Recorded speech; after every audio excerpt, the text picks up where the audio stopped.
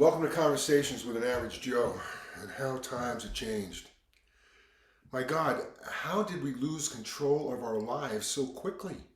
And just a few years ago, our play in New York was exposing political and corporate corruption and greed and the incompetence of those we elected to office, warning that it was our complacency that will cause our downfall.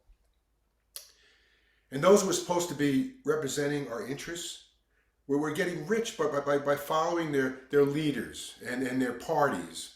And those in charge were directing our country where they wanted to go, which now appears like hell. And things have changed without us being united, objecting, and protesting, since we're all involved in the COVID mask vaccination fight. And then the next diversions from what was our normal would get a foothold on our distractions with again preventing us from rebelling or even just offering a judgment or opinion. We just didn't have the time to object. So now, today it's about the death and destruction in Ukraine, with our decisions of our elected officials helping cause everything to happen as quickly and deadly as it has, seeming to me like it had to be planned, with a bunch of sheep following along. Now, I don't think I'm a conspiracy theorist. And nowadays, if you say the wrong thing, you get labeled as a nut. And that's okay with me. I'll take that chance. But everyone's it seems like, is so afraid of being offensive and letting people get away with making decisions that are screwing up our lives. And it needs to be exposed. So we need to spread a truth that's based on fact.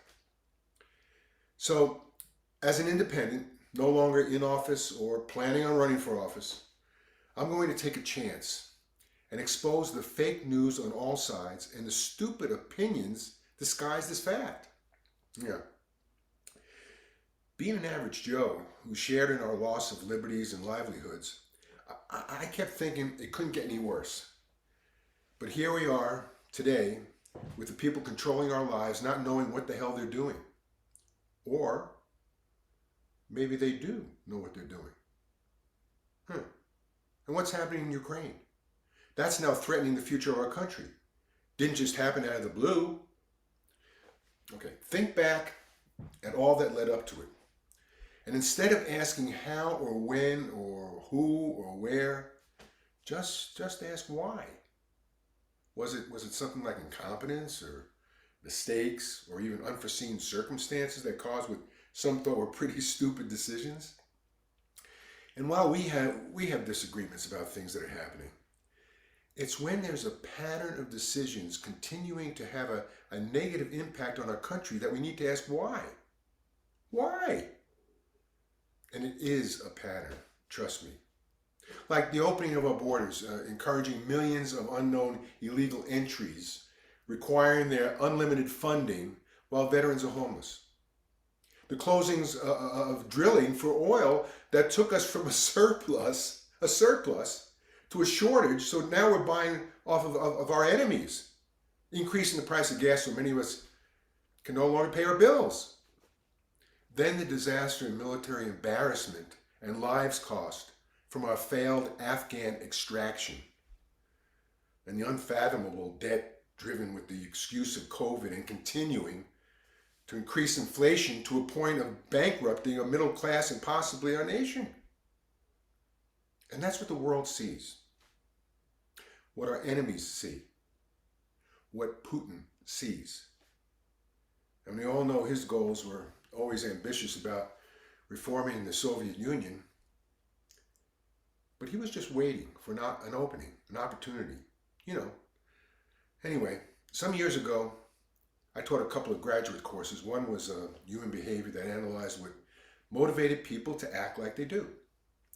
I was fortunate to have some really outstanding students they were already professionals with a wealth of experience they shared. So, but every time I taught the courses, one thought also followed at the end, that we best understand others by walking in their shoes.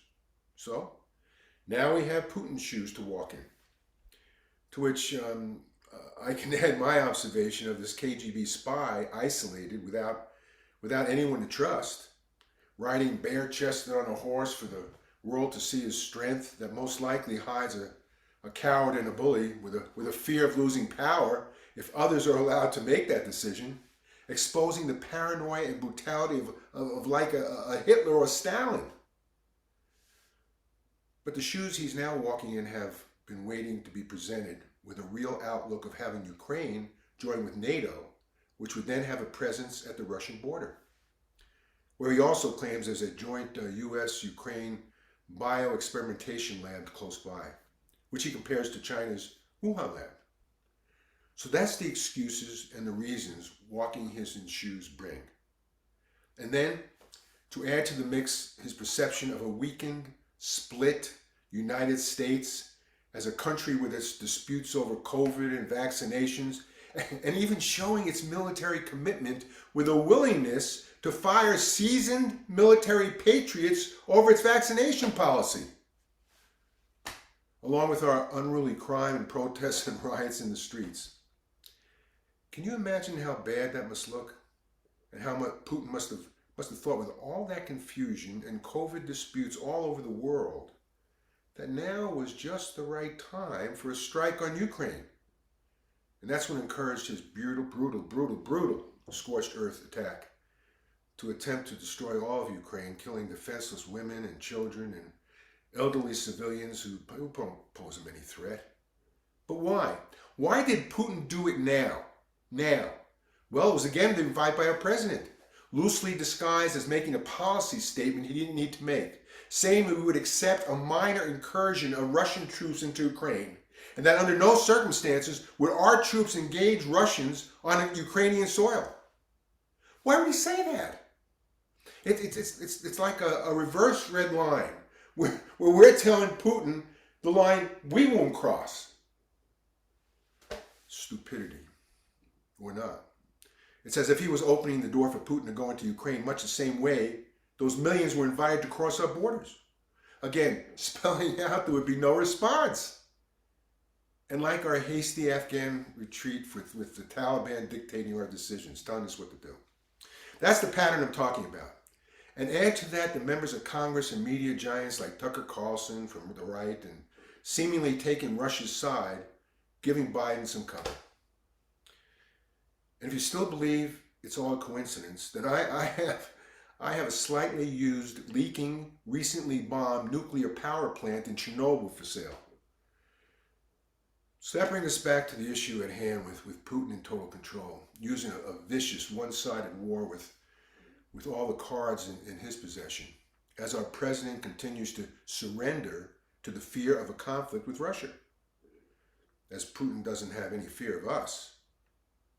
And now Putin must continue because he can't erase the brutality he's already inflicted on Ukrainians. And if he quits, the view will be that he lost and that the damage then does what that does to his future.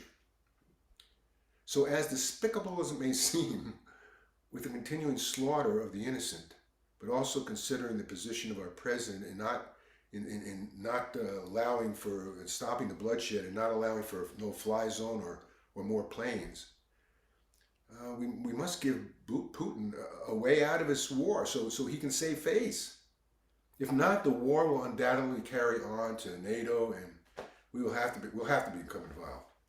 But now, with everything that's happened in Ukraine's past and all the agreements that were broken when Ukraine gave up its nuclear weapons, it's clear that Ukraine was not able to rely or depend upon NATO, including us. And maybe now it's time to seek to be an independent country without any alliances, which would benefit all concerned. And that would provide a buffer between Russia and NATO, which was also agreeable to Russia before the attack began. The United Nations also needs to send in a peacekeeping force to the border between Ukraine and Russia and an investigate team to examine whether the claims made by Putin about the bio-experimentation lab are true.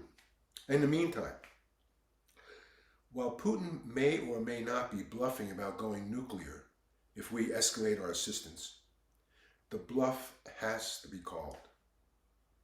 Because he'll continue using his nuclear threat as he threatens NATO from bases he thinks he could soon have in Ukraine, or demanding to have sanctions removed, or creating a new Cuban Missile Crisis somewhere, maybe Cuba. And Biden ain't no JFK. But who's our Zelensky? Putin must know at this point that his hopes for a united Soviet Union has disappeared. And if he doesn't take the deal, then we know his assaults and threats will continue on until somebody bombs Moscow. And now it's time for us to walk in the shoes of our Ukrainians. Just saying. May God bless Ukraine, and may God bless all of us and protect us. Have a good night.